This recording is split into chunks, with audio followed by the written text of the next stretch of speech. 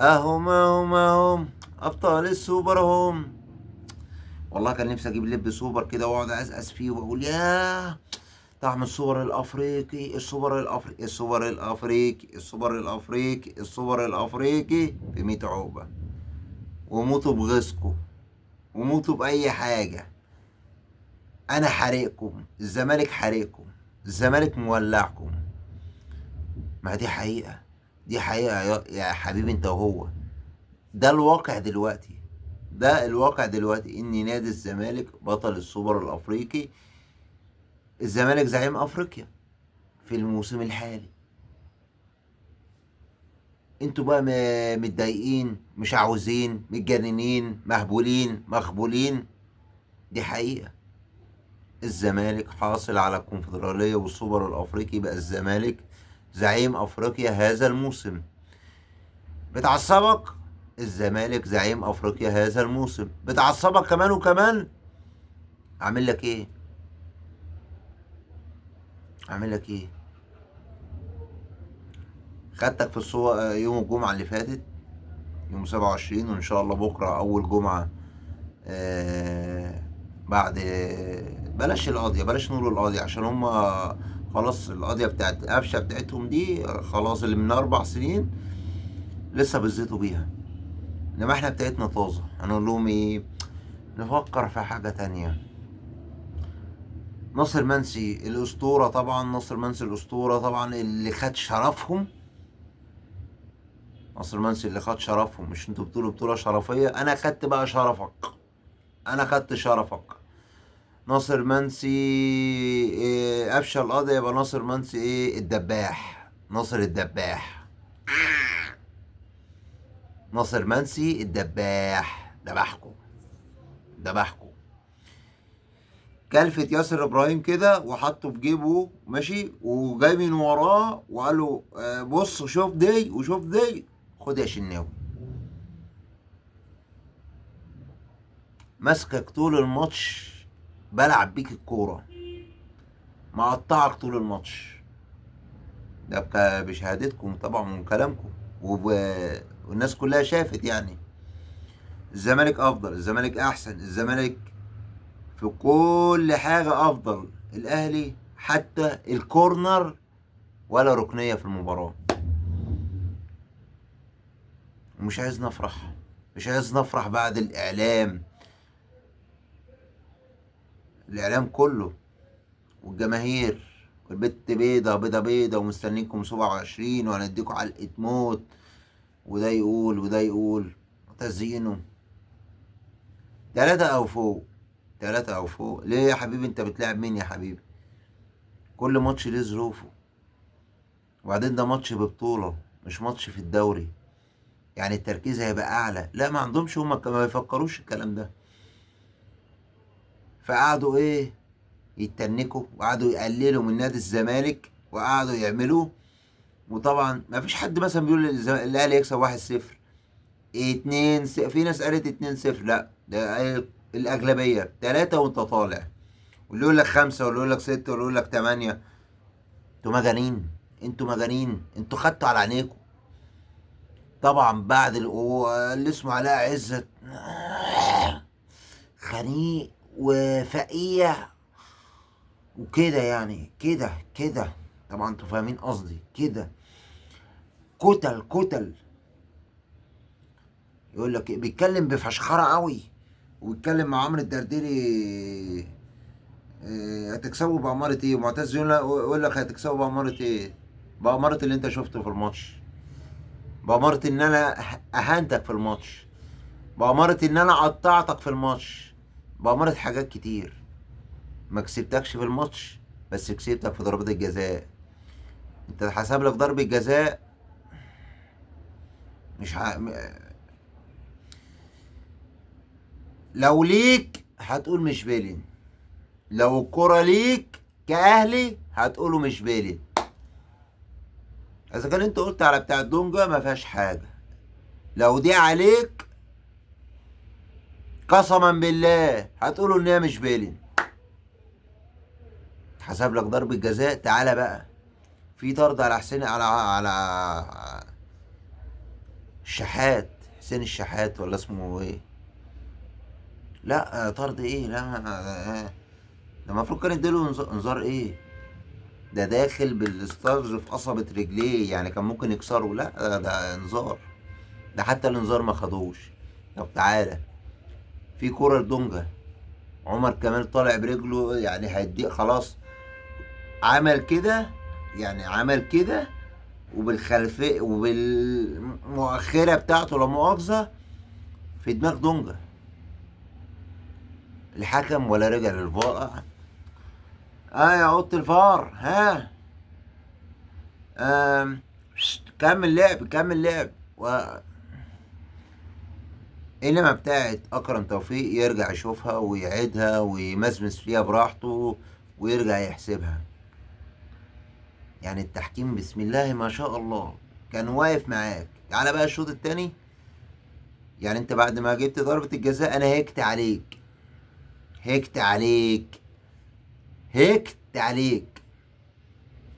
تعالى بقى الشوط التاني الهيجان بقى ايه؟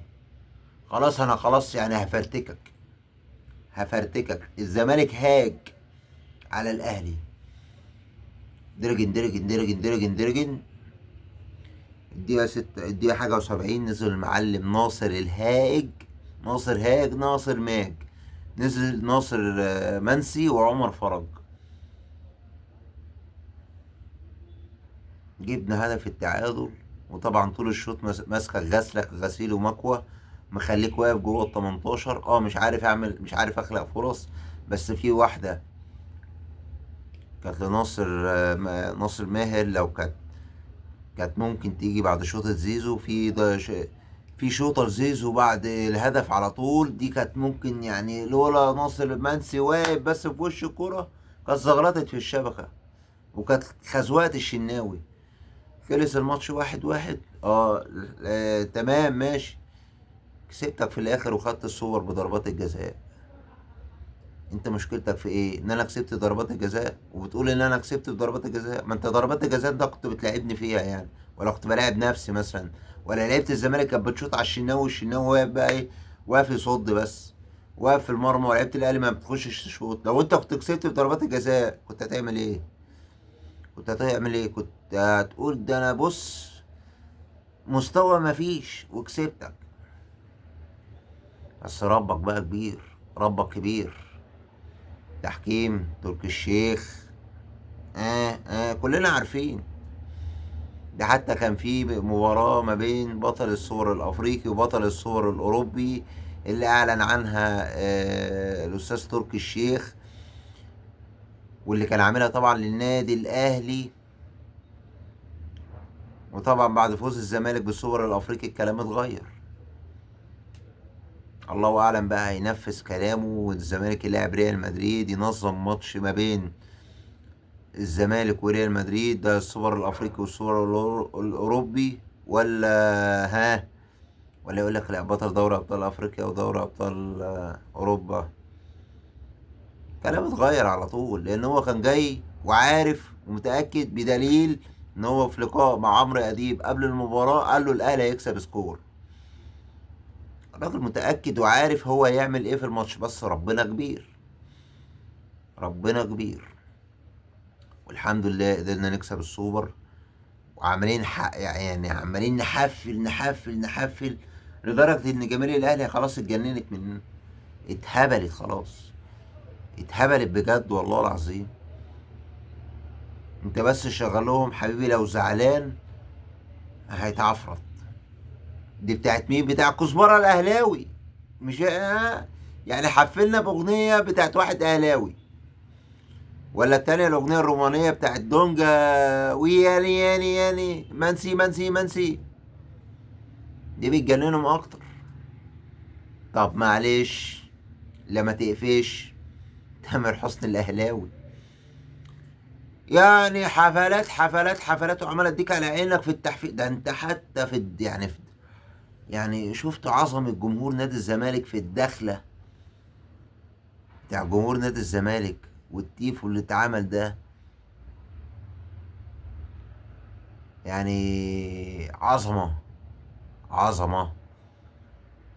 جمهور نادي الزمالك معلم عليكم في كل حاجه. جمهور الزمالك معلم على الاهلي والنادي الاهلي في كل حاجه. اه انا كسبت الماتش ده، ممكن لو اتقابلنا في السوبر المصري تكسبني، ايه يعني؟ مش مشكله، عادي.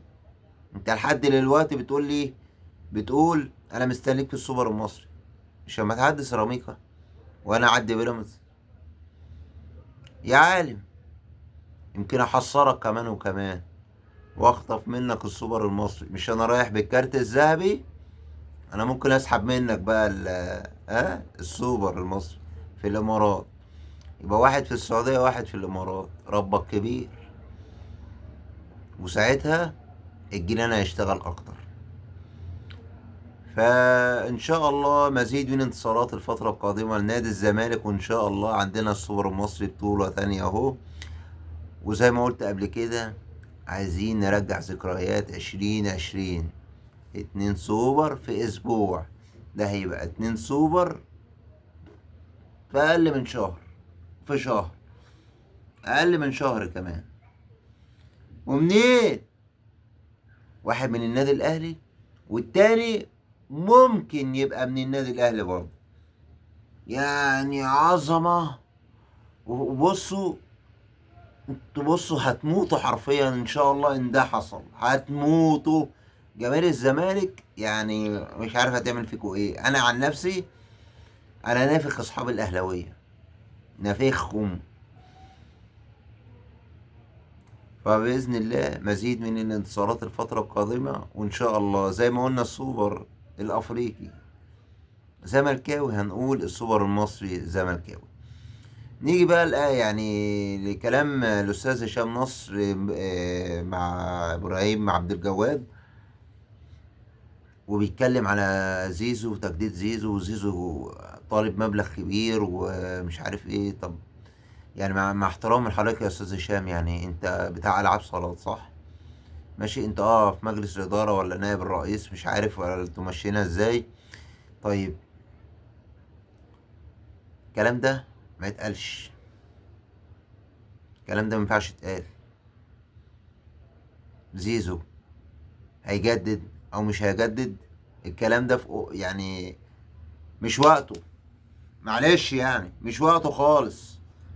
مش هبقى انا فرحان ومبسوط وسعيد وعمال اطلع فينهم الاهلاويه وعمال احفل عليهم وعمال اعمل اللي وانت طالع تقول لي تجديد زيزو؟ يعني ايه يعني؟ نفسي افهمها دي، نفسي افهمها بجد. طالب 60، طالب 70، طالب 100، حقه. واللي يقول غير كده يبقى ظالم. لما الراجل مرة واتنين وتلاتة واربعة يشتريك، يبقى اديله الرقم اللي يعوضه جزئيا عن اللي راح. معلش يعني، ده كان الراجل معروض عليه 3 مليون دولار في الموسم. الراجل حابب النادي وعايز يقعد في النادي، بس ما تذبحوش. لو ما عرفتش تجدد لزيزو هتعمل ايه؟ الراجل يعني بيقول لكم انا عايز اقعد بس عايز الرقم ده. يعني مش بيقول لكم لا ده انا ماشي. واحد غيره كان قال لك لا انا ماشي، سلام عليكم. كان ماشي راح خلاص، خد ال 3 مليون دولار واكتر بكتير من اللي ياخده في الزمالك حتى لما يجدد.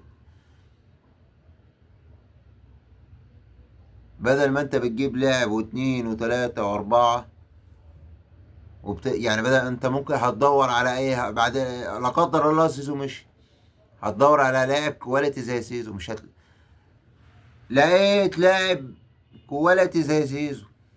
حتى مصطفى فتحي مش هو زيزو، مش الكواليتي بتاع زيزو، مش اللاعب اللي يعمل الفرق معاك زي زيزو. لا مصطفى فتحي لاعب كبير وحبة الكريز والسافل وطبعا الفشخة بتاعت ماتش الاهلي طبعا كلنا فاكرينها. الفرشة بتاعت سعد سمير ورامي ربيعة ساعتها، ولا مش فاكر كان مين يعني. فاكرين بس مش هو زيزو. زيزو مؤثر يعني مؤثر معاك. زيزو ايقونه في نادي الزمالك. جدد لزيزو. ده كده كده زيزو هيمشي، محتاج تجيب لاعب مكان زيزو بنفس الكواليتي بتاع زيزو. هتجيبه بكام؟ مش اقل من 2 مليون دولار. لو جبته فري هتديله 2 مليون دولار. تجديدك لزيزو اقل بكتير من ما انت تروح تدور على لاعب تاني. انت بتجيب لاعب يعني، هتجدد لزيزو بتدعم مع زيزو. اه جبت مشلاك، في شيكابالا، في كام لاعب كده من يبقوا جنب مع زيزو. انما يعني زيزو طالب التجديد وبالرقم ده، وانت هتقول مش قادر بعد ما يمشي زيزو هتروح تدور على لاعب وتدفع فيه 2 مليون دولار ولا مليون ونص. طب ليه؟ طب ما في ايدك دلوقتي. وليه انا اطلع اتكلم اصلا وتطلع تتكلم ليه؟ ليه بتعكنن على الزملكاويه ليه؟ احنا دلوقتي في حاله جميله، ليه تطلع تعكنن علينا؟ فلازم يبقى في كلام معين يتقال في الاعلام. اطلع اتكلم على الزمالك، اطلع اتكلم على انتصار نادي الزمالك على الاهلي. ما تطلعش تتكلم تجديد زيزو ولا مش تجديده، واللعيبه التانيه واوضه اللبس والكلام اللي بقالنا 4 سنين بنسمعه ده من الاعلام. اوضه اللبس هتبقى في الزمالك عامله ازاي بسبب بن شرقي ولا زيزو ولا ده. عايزين نوقف الفرقه على رجليها. احنا عايزين زي ما طرقعنا الاهلي في السوبر الافريقي ان اتقابلنا معاه في السوبر المصري نطرقع له كمان، يبقى متطرقع مرتين. راجعوا حساباتكم تاني، وراجعوا اللي انتوا بتقولوه تاني، عشان ما ينفعش. كل الدعم لنادي الزمالك ان شاء الله الفترة القادمة، وان شاء الله اخواتنا الاهلاوية اللي هم زعلانين، عايز اقول لهم لو زعلان البحر مليان، على رأي اخوكم كزبرة الاهلاوي. وياني ياني ياني ياني ياني ياني منسي منسي منسي منسي. السلام عليكم.